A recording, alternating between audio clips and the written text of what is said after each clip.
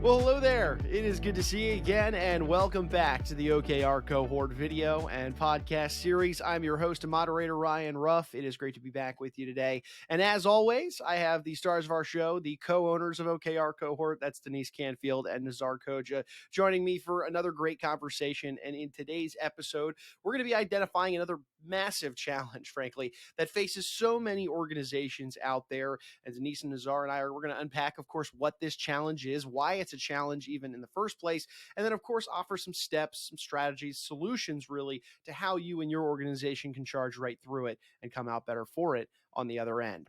But first, let's say hi to the folks. Nizar, Denise, it's good to see you today. How are you doing?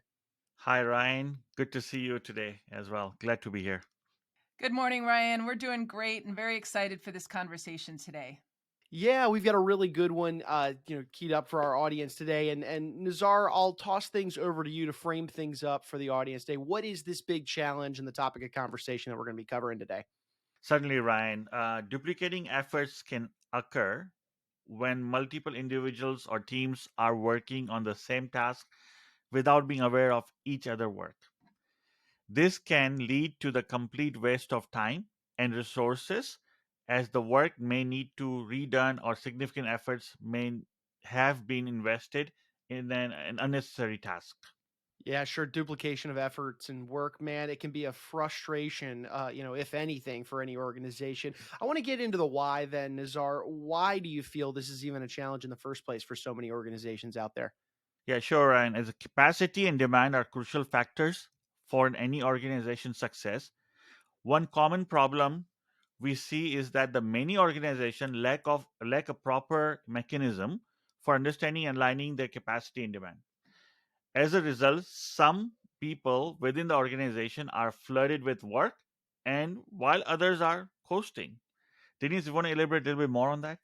Absolutely, Nazar. I think, this is a huge issue, right? Because in these circumstances, an organization isn't able to optimize what they're doing and they're not maximizing the value they provide.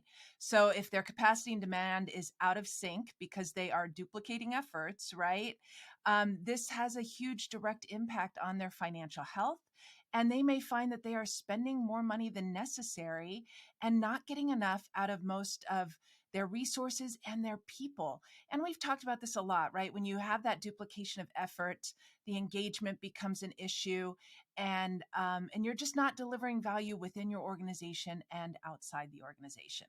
Sure, sure. And Denise, I want to double click further on a word you just mentioned, impact. So let's look at the ripple effect, rather, of this challenge. We always like to break things up into employees, leaders, then, of course, an organization as a whole.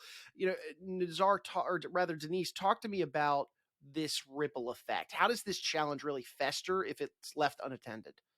Absolutely. And I love how we break this down, right? It has an impact across the board. And so for employees, what we notice is when there's duplication of effort, right, that leads to frustration, demotivation, and burnout. And we've talked a lot in our videos about, burnout and lack of engagement.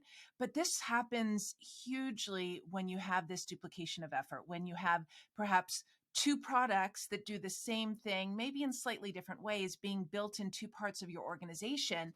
Those employees that are doing that feel like their work is not valued, feel like they are redoing work, are surprised when they find out someone else is doing it, and they feel like they're stuck in a non virtuous cycle of creating unproductive work or work that isn't valued. They're also frustrated with their leaders because they feel like they didn't get the right message. And this can become a huge issue when you have to actually decide between which product do we keep and which product do we sunset, because people will really dig in to make sure, regardless of whether the truth of it, that their product stays. And so you get some unintended competitiveness across employees. It also can impact people's work-life balance and personal well-being, because when you're unhappy in your job, you take that home. Of course, this impacts our leaders as well. Nobody signs up and says, "Hey, let's duplicate and do this twice," right? So that duplication of effort can lead to missed deadlines, increased cost, and decreased productivity. They find themselves focusing on getting more budget and resources to get something done instead of looking at what the right thing is to build. So they're managing time, they're coordinating work instead of actually leading and driving the organization forward. And I know Nizar is going to talk about that in a minute, about that overall impact on the organization. But for leaders, what we notice is that you start to see trust eroding, not just between leaders and other leaders who are doing duplicate products, but between that leader and their team, because the team starts to wonder, why didn't the leader know this was happening over there? Why didn't they tell me it was a duplicate product before we started working on it? So you get this clash between the leaders and who work for them and the leaders and other leaders within the organization. So ultimately, they notice that their team is not delivering value and they're not leading the team to deliver value and what was promised to customers, and find themselves working in the business instead of on the business. So being a time and micromanager instead of being a strategic leader. Nizar, share a little bit about how this shows up then across the organization. From organization perspective, duplication of efforts can impact the overall efficiency and effectiveness of the organization. This can lead to increased cost, decreased customer satisfaction, and reduced competitiveness in the market. It can also create a culture of inefficiency and waste, which can be difficult to overcome. Sure. No, I mean it's the writing's on the wall, frankly, with this challenge. Duplication of efforts can lead to a multitude of different, additional challenges, frankly, for an organization. But I want to zoom out from this idea of duplication of efforts and the challenge that we're talking about today for just a moment. Denise and Nizar, you guys at OKR Cohort work very closely with organizations to address issues just like this.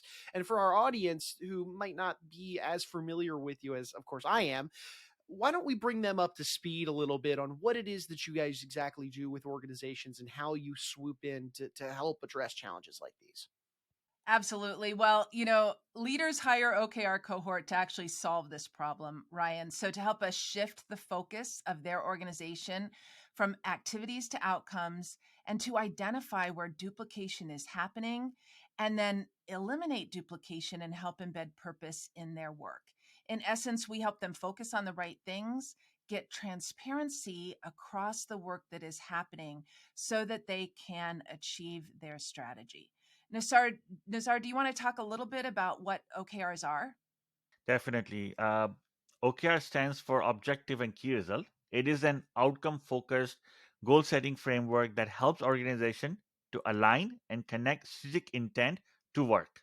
Yeah, no, this is great. I appreciate that, guys. And so a big part of this whole video and podcast series that we're doing is to provide real value for our audience. And we're addressing these big challenges. Today's challenge is this idea of a duplication of efforts is really crippling your organization. Well, talk to us today. What is the lesson? What is the piece of value that our audience could take away from today's conversation, perhaps even begin implementing into their organization to avoid that duplication of efforts and frankly make their company more profitable, more actionable, more efficient, all the things. Talk to me a little bit about this.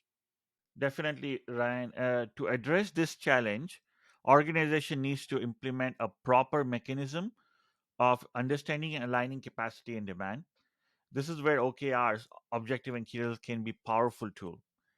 By setting objective and measurable key results, organization can better align the capacity with the demand. This can help ensure that everyone is working towards the same goals and that resources are being used effectively.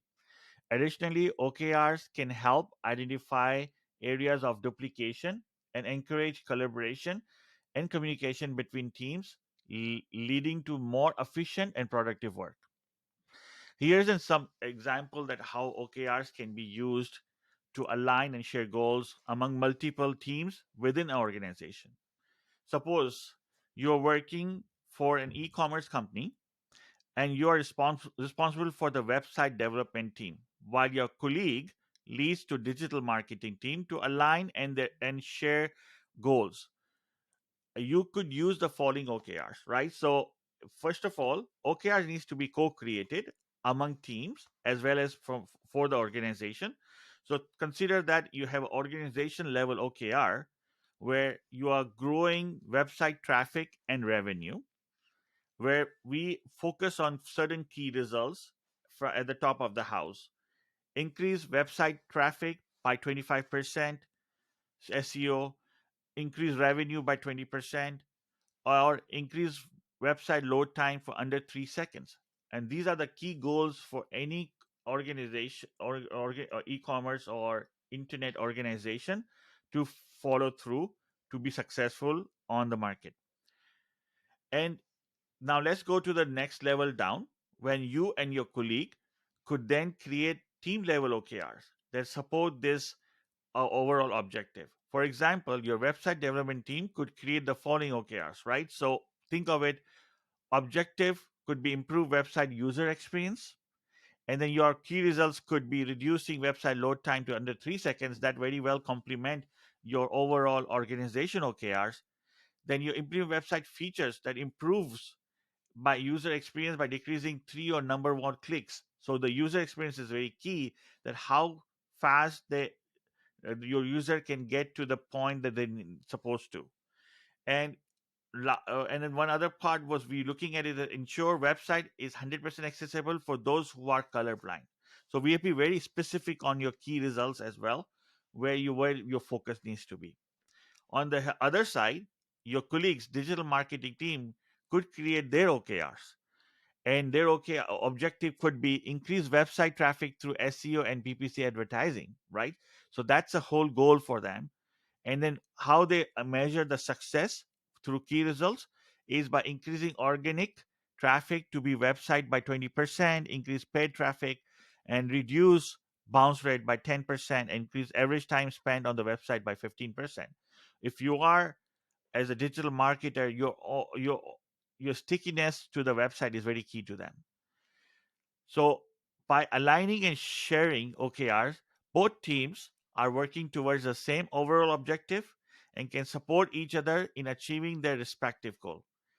Additionally, by having a clear, measurable, and time bound key results, both teams can track their progress and make adjustment as needed to ensure they are working effectively and efficiently. Furthermore, to align their initiatives and work by applying the above OKRs, the website development team and digital team would need to collaborate and communicate regularly. So there will be avoiding the duplication of the work there. They would need to identify areas of overlap, work together to ensure that their individual goals support the overall objective, the organization objective that we mentioned. For example, the website development team key result would be reducing website load time under 3 seconds, would be directly support the digital marketing team key results, reducing bounce rate by 10% and increasing average time spent on the website by 15%. So you see how they're complementing each other by achieving multiple goals from their end.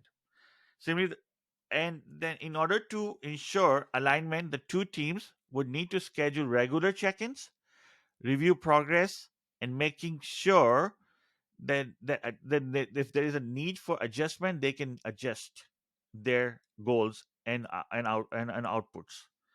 They could use collaboration tools such as project management software, shared document platform, and to keep everyone to up to date and their progress and ensure they are working towards the same goals. In this way, the OKR provide framework for aligning the team's initiative and work, ensuring that they're both focused on the same overall objectives and their effort are supporting each other towards that objective. Nizar, this is great. I love the idea of these different levels within the organization, having these OKRs that complement each other, that reinforce each other, and allow the different lanes, if you will, to, while yes, staying in their lanes, still complement each other in different ways, shapes, and forms. So all the collective OKRs can be addressed. Love this idea that also, of course, mitigates that duplication of efforts like we're talking today. Now, we just threw a lot at the audience, frankly, in terms of what they could be internalizing and how they're thinking about how it could be leveraged for their own organization. So the next question that begs to be asked, Denise, what would be the best way that somebody could take this wealth of knowledge that Nizar just gave us and start actually and physically implementing it into their organization?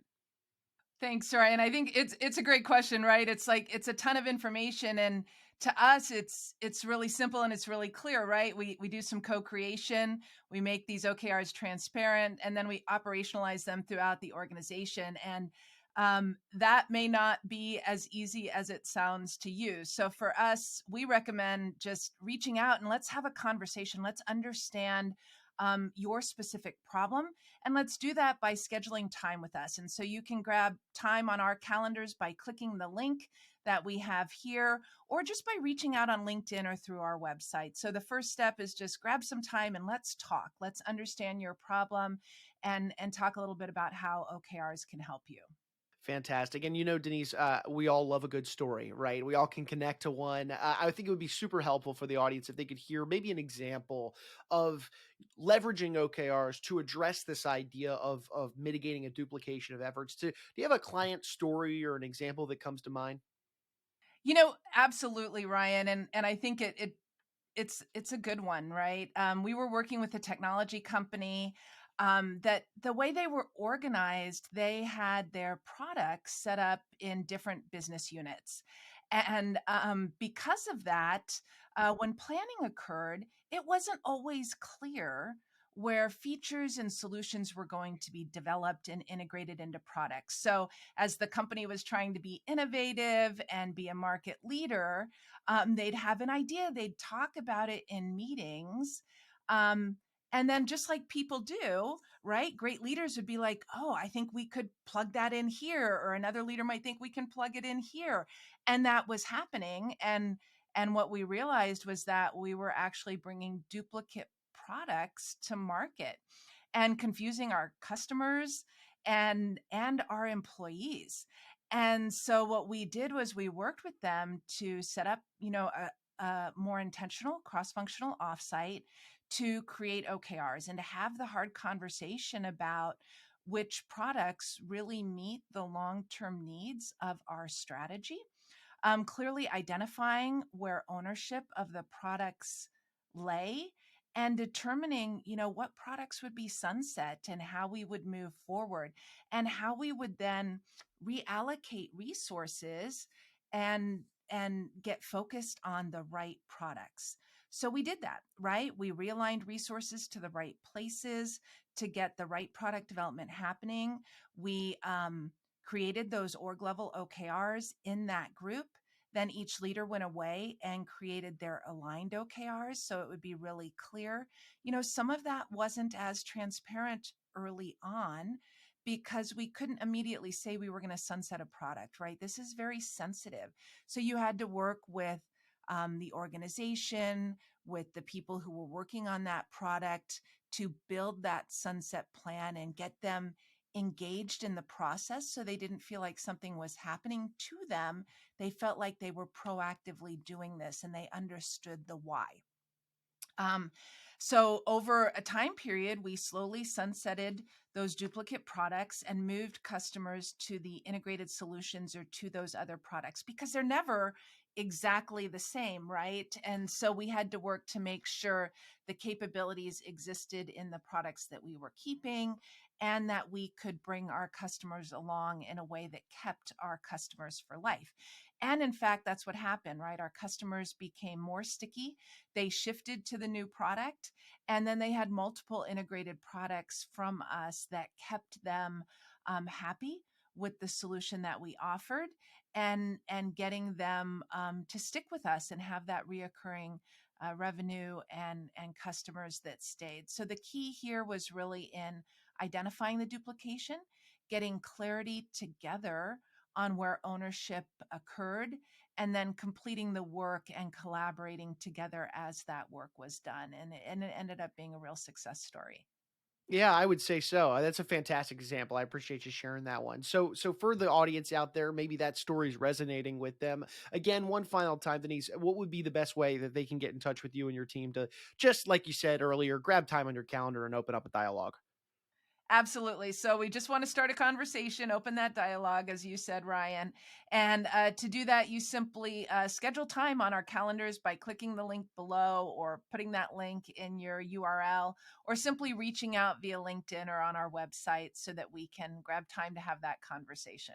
Fantastic. Well, Denise and Nizar, really appreciate you both carving some time out of your day to jump into this massive challenge that faces so many organizations out there. This idea of duplication of efforts that's, clearly not aligned with their capacity, their demand. This is such a prevalent issue that faces a lot of folks, and I think we left a lot of value on the table for them. But appreciate you both, and looking forward to being back on the next one with you. Thanks for having us, Ryan. Thanks so much for the conversation today, Ryan.